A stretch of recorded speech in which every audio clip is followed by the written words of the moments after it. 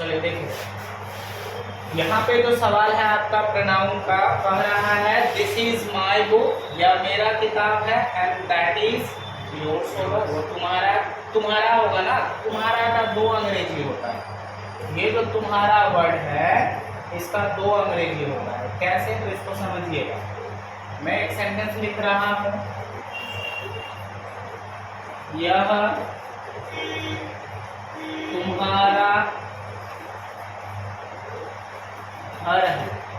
क्या सेंटेंस लिखा हमने, यह तुम्हारा घर है, ठीक है।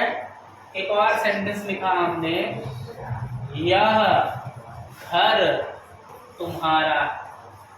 इज देयर एनी डिफरेंस, क्या अंतर है कुछ इस दोनों वाक्य में? इस दोनों वाक्य में कुछ अंतर है तो बताइए मुझे, कि दोनों सेम लग रहा है? सेम लग रहा है, अंतर है ना। क्या अंतर है? यहाँ पर देखो, यहाँ पर घर से पहले कौन सा वर्ड है, तुम्हारा, और यहाँ पर घर से पहले क्या है, यह।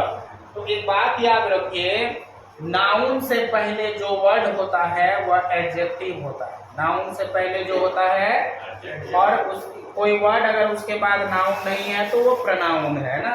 अब यहाँ पर यह तुम्हारा घर है, घर हो गया नाउन, नाम है, किसी वस्तु का नाम हो गया घर। घर से पहले जो शब्द तुम्हारा है यह एडजेक्टिव है। लेकिन बताओ यहाँ तुम्हारा के बाद कोई नाउन है, तो यहाँ तुम्हारा आपका प्रोनाउन है। तुम्हारा क्या है, प्रोनाउन। इस वाले का अंग्रेजी हो जाएगा दिस इज, यह है, सब्जेक्ट के बाद वर्ब, दिस इज तुम्हारा घर, योर हाउस। अंतर समझ में? इस वाले में हो जाएगा यह घर है, यह घर है, तो आपका हो जाएगा दिस हाउस इज। अब यहाँ पर हो जाएगा योर्स। तो यह योर्स है प्रोनाउन, और योर है आपका एडजेक्टिव। योर जब भी होगा उसके बाद कुछ ना कुछ नाम आएगा, योर बुक, योर पेन, लेकिन लास्ट में अगर आएगा तो योर्स होगा और इसके बाद कोई भी नाउन नहीं आएगा। क्लियर हुआ? तो अब ये वाला मैं बता दो, आंसर क्या हो जाएगा, this is my book and that is yours. क्योंकि लास्ट में है ना, लास्ट में है ना, तो क्या हो जाएगा, योर्स। उसी तरीके से हमारा का एगो अंग्रेजी होगा आवर, एगो हो जाएगा आवर्स, है ना। उसी तरीके से मेरा का अंग्रेजी एगो हो जाएगा माय, एगो हो जाएगा माइन। ये एडजेक्टिव है, इन सभी के बाद कुछ ना कुछ नाम होगा, my pen, my book, my house, लेकिन इनके बाद कुछ नहीं होगा, दिस इज माइन, यह मेरा है ना। उसी तरीके से देयर है और देयर्स, उन लोगों का या उनका, है कि नहीं। हर है और हो जाएगा हर्स। समझ में आई बात? प्रोनाउन रहेगा तो लास्ट में आपका ऐसा आएगा, और अगर प्रोनाउन नहीं रहेगा, एडजेक्टिव रहेगा, तो उसके बाद कुछ ना कुछ नाम आएगा। ठीक है, अब इस वाले सवाल का जवाब दीजिए जरा। क्वेश्चन नंबर 2 में they were angry with dash for their silly mistake. देखो रिफ्लेक्सिव या इन्फेटिक रिफ्लेक्सिव है, सब्जेक्ट में कौन है, दे, तो क्या हो जाएगा, देगा themselves। वेरी गुड, तो इसका आंसर क्या हो जाएगा, बी। ठीक है, अब क्वेश्चन नंबर 3 की तरफ चले। योर आवर सेल्फ कब होगा, जब वी होगा, है ना। वैसे भी यह गलत लिखा हुआ है, आवर सेल्फ नहीं होगा, क्योंकि जब प्लूरल होता है तो सेल्फ होता है, VES लगता है। The train came to a halt by, क्या होगा, himself, itself, themselves, none of this. Train है ना, ट्रेन को नॉन लिविंग थिंग है, तो नॉन लिविंग थिंग के लिए इट होता है, तो यहाँ पे क्या हो जाएगा आपका, इटसेल्फ, है कि नहीं। चलिए आगे बढ़ते हैं जरा। प्लीज चेक, प्लीज चेक, कृपया चेक करिए, dash is knocking at the door, तो क्या हो जाएगा, क्या हो जाएगा, who is knocking at the door. कृपया चेक करिए दरवाजे पर कौन खटखटा रहा है कि नहीं। हूं तो हो जाएगा किसे, कृपया चेक करिए किसे खटखटा रहा है, नहीं होगा। कृपया चेक करिए कौन सा खटखटा रहा है, कृपया चेक करिए किसका खटखटा रहा है कि नहीं। तो ये हो जाएगा आपका हु इज नॉकिंग। क्लियर है? तो अर्थ पता रहेगा तो और आसानी से बनेगा। Dash is your plan for the weekend, weekend के लिए आपका प्लान क्या है, किसे है, कहाँ है, कौन सा है। तो वीकेंड के लिए आपका प्लान क्या है, क्या हो जाएगा, व्हाट, है ना। What is your plan for the weekend, समझ में आ रही बात।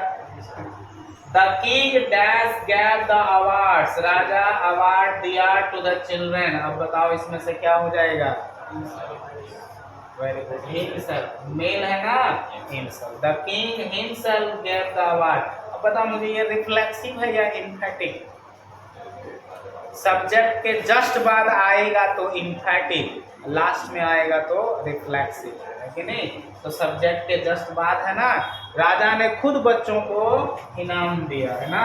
आगे, can you point out the book dash belongs to you, क्या हो जाएगा, दैट बिलोंग्स टू यू। अब बताओ, Anju and Riti are my friends, Anju और रीति मेरे दोस्त हैं। आई नो, मैं जानता हूँ, dash very well, I know her very well, I know it very well, I know you very well, या I know them very well, क्या हो जाएगा, एक से अधिक नाम है ना, अंजू और रीति, प्लुरल हुआ है ना, तो क्या हो जाएगा, एक को नाम होता तब हो जाता है। समझ में आई बात। ये कोई ना कोई एग्जाम में पूछा गया सवाल है, 11th वाले को टेस्ट लिए थे, है ना। आगे बताओ, we are planning to go for a picnic today, would you like to join, क्या आप ज्वाइन करना चाहेंगे। वी का ऑब्जेक्ट में क्या होता है, वी का ऑब्जेक्ट में would you like to join us, क्या आप हमें ज्वाइन करना चाहेंगे। समझ वाली बात, क्योंकि वी है, हर तो होगा नहीं, है ना, और आपका वी है तो देम सोच सकते थे, मी तो होगा नहीं, आई होता तभी मी के विषय में सोचते, वी है तो क्या हो जाएगा। आगे देखो, the answer dash you gave is not right, the answer, answer जवाब है। अब यहाँ तो लास्ट में क्वेश्चन मार्क नहीं ना है, इसका मतलब यह रिलेटिव प्रोनाउन हो गया, वो जो या जिसने सजीव के लिए यूज होता है, और यहाँ बात हो रहा है आंसर का, तो सजीव वाला तो होगा नहीं, आंसर तो निर्जीव होता है कि नहीं। अच्छा, whom का मतलब हो जाएगा जिसे, यह भी नहीं होगा। whose हो जाएगा जिसका, यह भी नहीं होगा, क्या हो जाएगा, which। the answer which you gave, जो आंसर तुमने दिया, is not right, वह सही नहीं। क्लियर हुआ कि नहीं हुआ। who जो या जिसने सजीव के लिए, वहां में आप पढ़िएगा जा करके, ब्रैकेट में लिखाया है सजीव के लिए, whom जिसे, सजीव के लिए, whose जिसका, सजीव के लिए, और यहाँ बात हो रही है किसका, आंसर का ना।